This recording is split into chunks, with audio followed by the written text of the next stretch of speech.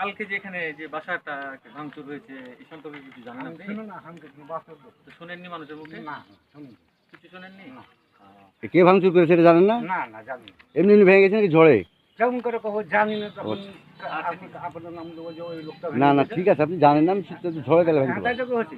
এই যে কালকে এত বড় একটা ঘটনা, মানে এটা তো আপনার অনেকক্ষণ সময় লেগেছে ভাঙতে। হ্যাঁ হ্যাঁ, এটা অনেকক্ষণ সময় লাগবে ভাঙতে, এটা তো এত তাড়াতাড়ি ভাঙা সম্ভব না, হ্যাঁ হ্যাঁ বা ঝড়েও ভাঙা সম্ভব না। হ্যাঁ এটা কোনো মানুষই ভেঙেছে। হ্যাঁ হুম। হ্যাঁ।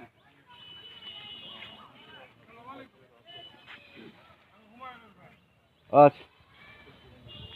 এখানে আপনার হচ্ছে যে কালকে যে যত বড় একটা ঘটনা ঘটলো, 300-400 জন লোক মিলে 5-6 জন লোককে মেরে ফেলতে তো ওদের ওরা সবই লেগছিল তো কাপটা মাপটা বোমা তো এখানে বোমা আমরা পুলিশ সহকারে ফিউজ করছি তুলে দেখাইতো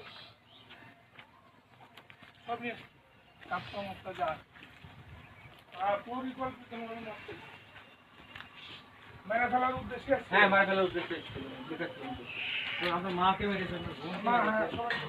আমি চাপাই থেকে চাকরি করি, আমি চাপাই থেকে আসলাম। না আমাকে বললো কামরুল যে আমার ভাইটাকে জড়িয়েন না, তাইলে হবে। এখানে কি বোমা রেখেছিল? ওই বোমা এই ব্যাগে যারা বোমা নিয়ে এসছিল, আর একটা ব্যাগ এই যে এই ব্যাগে করে পুলিশেরা হচ্ছে ছবি তুলে নিয়ে গেছে। রফিকুল ইসলাম এখানে বোমা নিয়ে এসেছিল, বোমাটাকে নিষ্ক্রিয় করার এই জন্য। ভিতরে কি আছে? ভিতরে এখন বোমা টোমা আছে নাকি? আসসালামু আলাইকুম। হুম? ভিতরে কি বোমা টোমা আছে নাকি? ককটেল দেখেন তো দেখুন, থাকতে পারে। ফিউজ করা হয়েছে পানিতে ফেলে। পানিতে ফেলে এটাকে নষ্ট করা হয়েছে। পুলিশ এটা ডাইরেক্ট পুলিশই করেছে, হ্যাঁ। কিন্তু এখন এ পর্যন্ত পুলিশ এখনো ওখানে কোনো ব্যবস্থা গ্রহণ করে নাই। হুমায়ুন কবির গোদাগাড়ি স্বাস্থ্য কমপ্লেক্সে ভর্তি আছে, সামনে যে দাঁড়িয়ালাটা ওটা নিতে চেষ্টা করে আছে, ওনার বক্তব্য নিতে। এই যে ছবিটা দেখতে তুলে পাচ্ছেন আপনারা, দেখি এখানে বাই করুন। রফিকুল ইসলাম 300-400 জন লোকসহ এই যে বোমা নিয়ে এসেছিল, ককটেল। ককটেল নিয়ে এসেছিল। এই ককটেলগুলো পুলিশই নিষ্ক্রিয় করে এবং তারা কিছু ককটেল বা বোমা জব্দ করে তারা থানায় নিয়ে যায়। এবং এখানে ছুরি টুরি যা আছে থানায়। এখানে অভিযোগ পাওয়া যাচ্ছে যে রফিকুল ইসলামকে জনগণের সম্মুখে প্রকাশ্যে গাড়িতে তুললেও তারা রহস্যজনক কারণে কোনো মামলা না করে রফিকুল ইসলামকে ছেড়ে দেয়।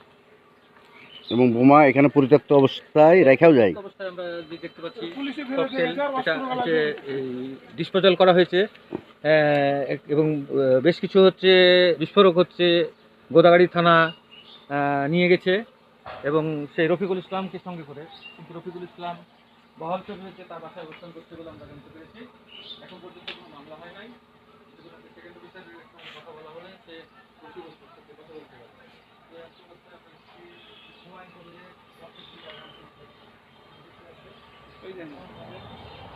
এই যে বোমারি গেলা সব ভিডিও করে রাখছি আমি।